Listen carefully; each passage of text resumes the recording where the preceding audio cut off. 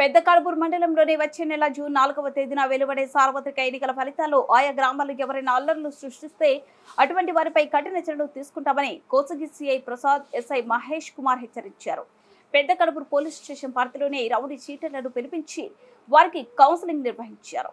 ఈ సందర్భంగా వారు మాట్లాడుతూ రౌడీ షీటర్లను ఉద్దేశించి జూన్ 4న సార్వత్రిక ఎన్నికల ఫలితాలు వెలువడిన తర్వాత గ్రామాలలో కక్షలు పెట్టుకుని ఒకరి మీద ఒకరు దాడులకు పాల్పడిన, అల్లర్లు సృష్టించిన, ఇళ్లలు కేకలు వేసిన, బాణసంచులు పేల్చిన అటువంటి వారిపై కేసు నమోదు చేసి చట్టపరమైన చర్యలు తీసుకుంటామని వారు తెలిపారు.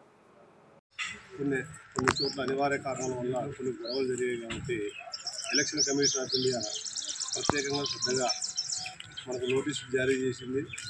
గ్రామాల్లో కూడా లీడర్లందరినీ పిలిపించి పీస్ కమిటీ మీటింగ్ పెట్టాలా, వాళ్ళకి విషయాలు తెలియజేయాలా, పరిణామాలు తెలియజేయాలా.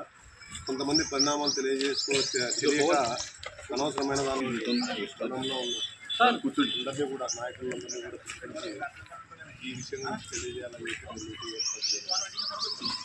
మనకందరికీ తెలుసు, ఎలక్షన్ కౌంటింగ్ అనేది మనకు జూన్ 4వ తారీఖున మంగళవారం నాడు ఉంది. ఆ రోజు రిజల్ట్ వస్తాయి. ఎంతమంది పోటీ చేసినా ఎవరైతే గెలుస్తారో మిగిలిన వాళ్ళు ఓడిపోతారు.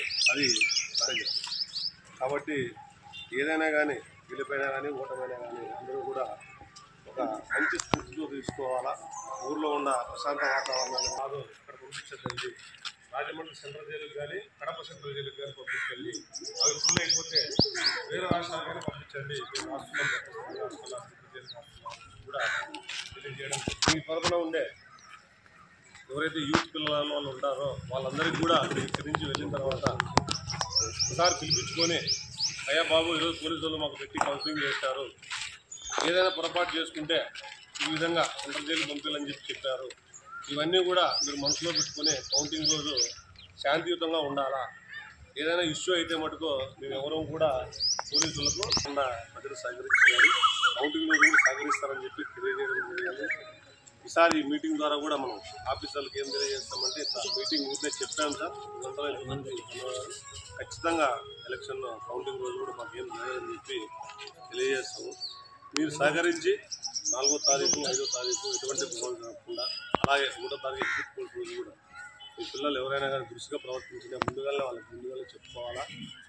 ఈ ఎలక్షన్ టైంలో ఒక్కసారి కేసుల్లో ఇరుక్కుంటే మీకు తెలుసు భవిష్యత్తు అనేది నాశనం అయిపోతుంది.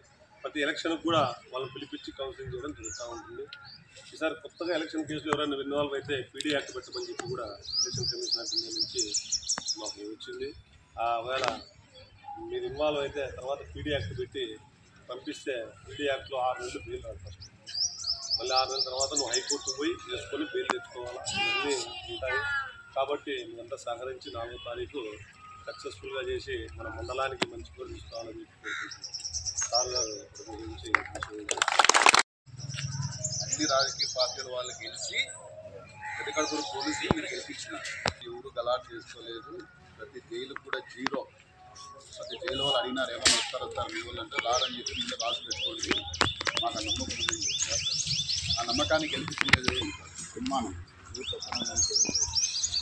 మనసులో పెట్టుకోవాలి. దగ్గరకు ఓటు వేస్తాము, ఎవరో చిన్నలో పోటీ చేసి గెలుస్తారు,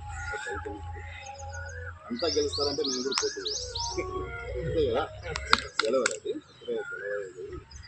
ఈసారి ఎలక్షన్ బాగా పీస్ఫుల్గా జరిగింది అనుకున్న సందర్భంలోనే మన రాష్ట్రంలో ఇందాక నర్సయ్య గారు కట్ట మీద కూర్చోండి. చంద్రగిరిలో గలాట్ చేసుకునే వాళ్ళు తీసుకుపోయి వేలూరు అటు చెన్నై జైల్లో వదిలిపెట్టినారు. పీడీ యాక్ట్ ఏమంటున్నారు. సో ఇప్పుడు చాలా మంది నాయకులు ఆ గొడవ చేసిన తర్వాత అండర్ గ్రౌండ్ తెలుగులో చేతులు తీరు ఎలక్షన్ కమిషన్ ఏమంటుందంటే, ఒక ఎలక్షన్ ప్రాసెస్ని నేను పెట్టేటప్పుడు మీ అంతా ఎందుకు గొడవ చేస్తున్నాను,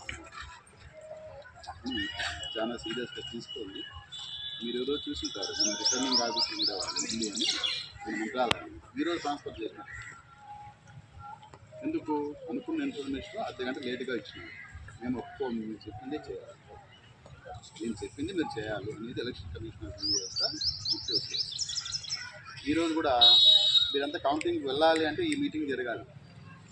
అర్థమైందా లేదా అంటే మేము చెప్పినామా లేదా మీకు అనేది ఒక కాలం పెట్టినారు ఎలక్షన్ కమిషన్ గారు. గ్రామస్తులు, గ్రామ పెద్దలకు, రాజకీయ నాయకులకు మీరేమైనా చెప్పారా?